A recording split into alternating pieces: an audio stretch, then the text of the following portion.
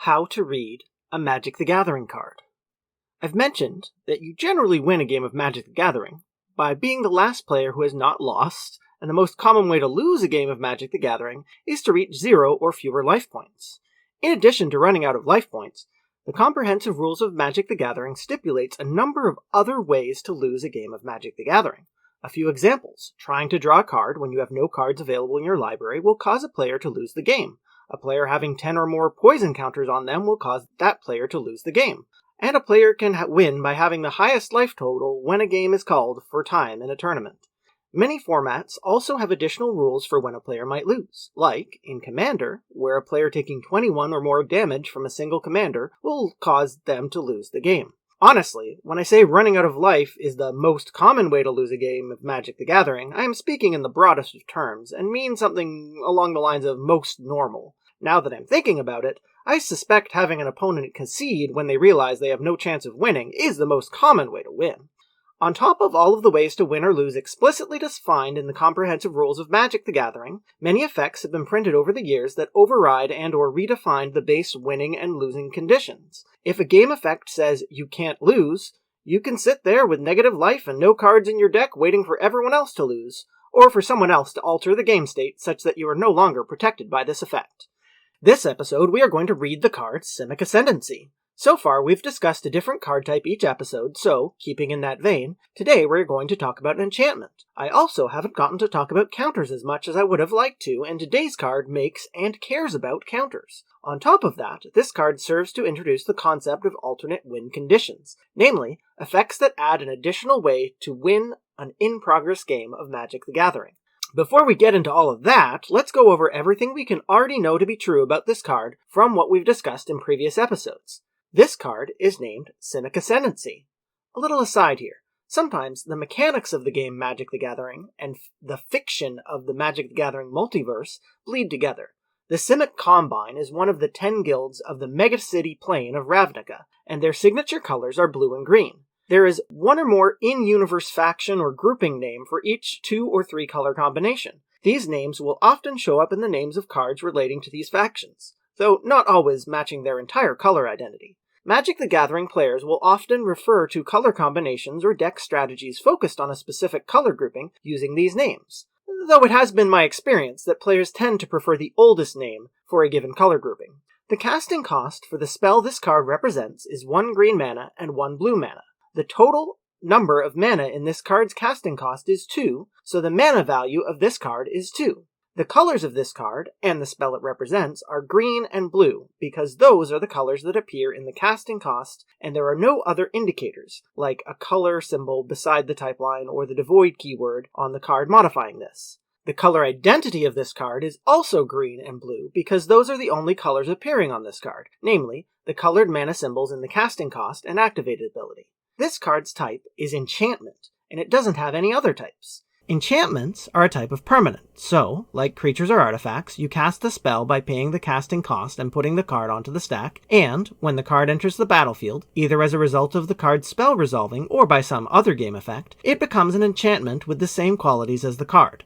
In the fiction of the Magic the Gathering multiverse, the enchantment card type represents, to the best of my understanding, an ongoing magical effect. Like other permanents, you can only cast an enchantment at sorcery speed, namely any time the stack is empty and you have priority during a main phase on your own turn. Unless, of course, some other game effect changes this, or the enchantment happens to have the flash keyword. While Simic Ascendancy doesn't have any other card types, it is relatively common for enchantments to be paired with other card types, the most common being creatures. As mentioned in regards to artifacts with other card types in the previous video, having multiple card types allows a card to take advantage of any synergies that those card types allow. Also, again similarly to other permanents we've discussed, there are a number of enchantment types. Some, like Saga or Class, grant the card inherent effects or abilities, in the same way as Vehicle or Forest, while others, like Shrine or Rune, are mostly there to be referenced by abilities printed on cards, in the same way as Goblin or Gate. Worth noting, while the World Supertype has only ever been printed on enchantments, according to the comprehensive rules, it is not strictly exclusive to them. This card has the symbol of the Simic Combine as a watermark behind the rules text. It is common, in sets focused on factions, for the cards aligned to a specific faction to have faction symbol watermarks like this. That said, outside of visually linking ostensibly connected cards in some cases, watermarks are not a rules-relevant quality of a card outside of silver-bordered or acorn formats. Further, watermarks are used for other purposes, like the reprints in the set Modern Horizons 2 having their original printing set symbol as a watermark, or promotional printings having watermarks to subtly differentiate them from normal printings. From the set symbol and RNA in the footer, we know that this card is from the set Ravnica Allegiance. From the gold color of the set symbol and the R in the footer, we know this card is rare. This pair of numbers tells us that the collector number of this card is 207 out of 259 regular cards in the set. Finally, at least before we get into the abilities, we have the Art, Artist, and Trademark and Copyright Notice. Alright, let's look at that rules text. This enchantment has two types of ability. The first ability is an activated ability, like the one on Witch's Oven we discussed in the previous episode. As a reminder, these follow the pattern of listing the cost to activate the ability, in this case pay 1 generic mana, 1 green mana, and 1 blue mana, followed by the results of resolving the ability, in this case put a +1/+1 counter on a creature you control. As a reminder, when casting a spell or activating an ability that requires a target, there needs to be a valid target, and you need to choose your target while casting the spell or activating the ability. While not particularly relevant in this case, if your chosen target leaves the battlefield before the effects of a spell or ability resolve, the entire effect fizzles and you are not refunded your casting or activation costs. Worth noting, unlike the one on Witch's Oven, the activated ability on Simic Ascendancy does not require it to tap itself. This means that you could activate this ability as many times as you wish, so long as you have the mana to pay the activation cost again. Okay. So what does put a +1/+1 counter on target creature you control mean? In this context, the word counter refers to a marker of some sort, and not the negation of the effects of a spell or ability. Per the comprehensive rules, a counter is a marker placed on an object or player that modifies its characteristics and or interacts with a rule, ability, or effect. A +1/+1 counter, for example, placed on a creature, gives that creature 1 additional power and 1 additional toughness. If you have multiple counters on an object or player, their effect is cumulative. So, 5 +1/+1 counters on a creature will give that creature 5 additional power and 5 additional toughness. While they are explicitly distinct from tokens, counters can similarly be represented by pretty much anything that can be used to track the type and number of counters on a game object or player while playing in paper. Common solutions are dice, ideally using different colored dice to represent different types of counters, with the face representing the number of counters, scraps of paper, or Infinitokens dry erase counters. Wizards of the Coast will also include little cards with punch-out counters or other types of counter markers in booster packs or supplemental products where they would be relevant. I like to use those flat glass marbles you can get at craft stores.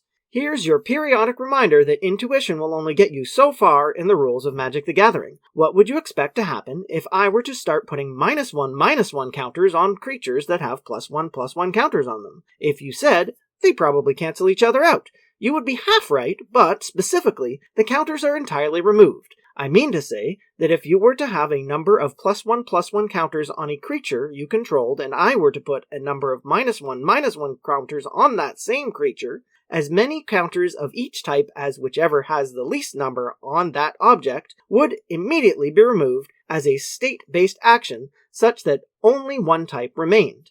Yet again, reading the card doesn't entirely explain the card.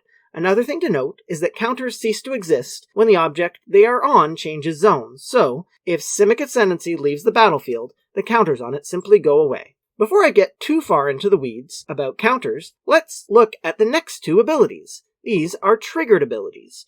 Triggered abilities are abilities that start with a word like when, whenever, or at as part of a phrase that defines what in-game event will cause the ability to trigger.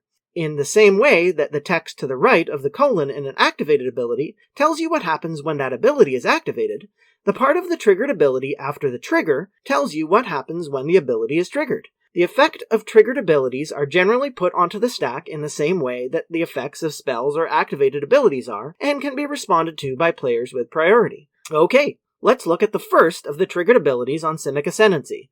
This ability triggers whenever one or more +1/+1 counters are put on a creature you control, which could be due to you activating the put a +1/+1 counter on target creature you control activated ability on this card, or due to any number of other game effects. The effect of the triggered ability is, put that many growth counters on Simic Ascendancy. Wait a minute, you might be saying at this point, what is a growth counter? Along with the various counters defined explicitly in the comprehensive rules, effects can define new counters ad hoc.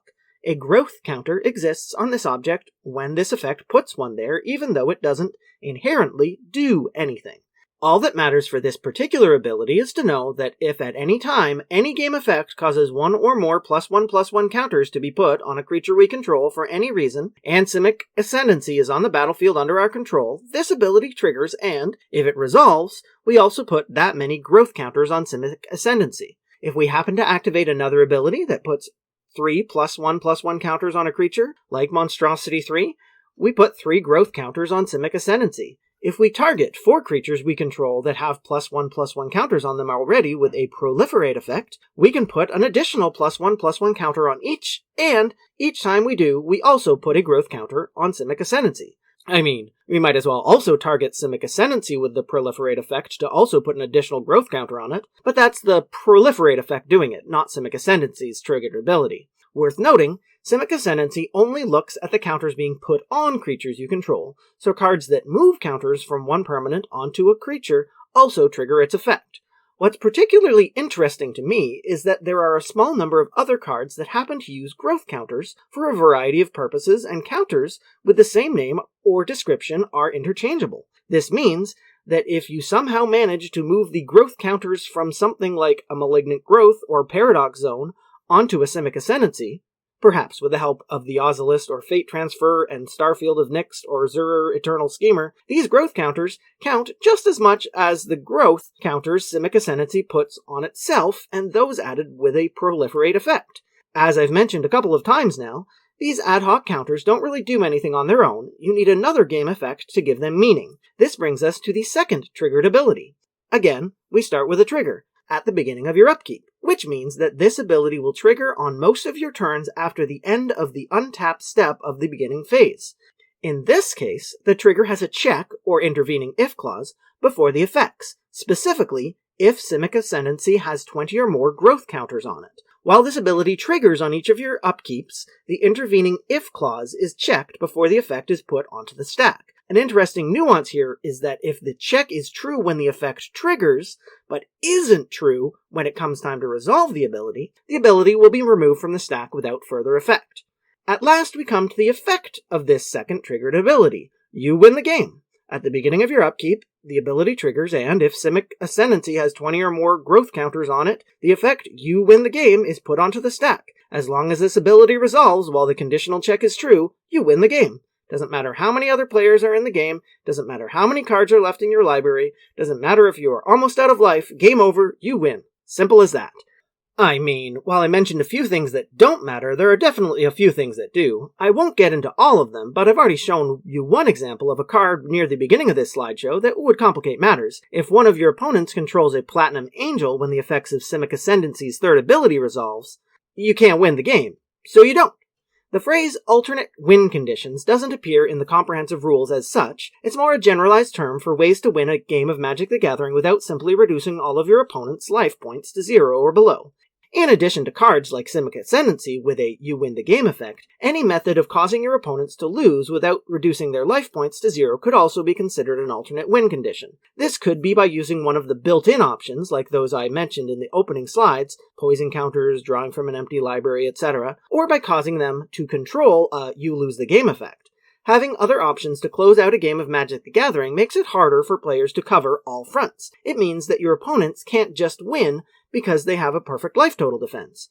It also requires them to divide their efforts. Should they be more worried about the Simic Ascendancy steadily gaining growth counters in the corner, or the creatures you keep putting +1/+1 counters on? As I've mentioned before, a key feature of Magic the Gathering is taking care to understand how the cards in play change the rules of the game, and cards that impact how the game is lost or won are common enough that they are worth keeping in mind. Simic Ascendancy and other alternate win conditions are part of the greater context you must be aware of to really read a Magic the Gathering card. I do still enjoy making these things for their own sake, but I am not immune to the siren song of numbers going up, and seeing views and new subscribers trickle in on the channel, along with the occasional like or comment, keeps me motivated to keep making videos. I recently put out another video titled How to Read a Magic the Gathering Keyword, Episode 1, First Strike. The plan was to make a quick and easy short video, but it got away from me and still took over a week to put together and ended up being over 5 minutes long. I did enjoy editing down to a tighter script and felt the challenge of the different format gave me new ideas for the main series. You may have even noticed some minor tweaks in this episode compared to the last one. Let me know how you feel about the changes. If, in addition to enjoying me rambling on about individual cards, you happen to want to get started with playing Magic the Gathering, check this video's description for some helpful links. Thanks so much for watching.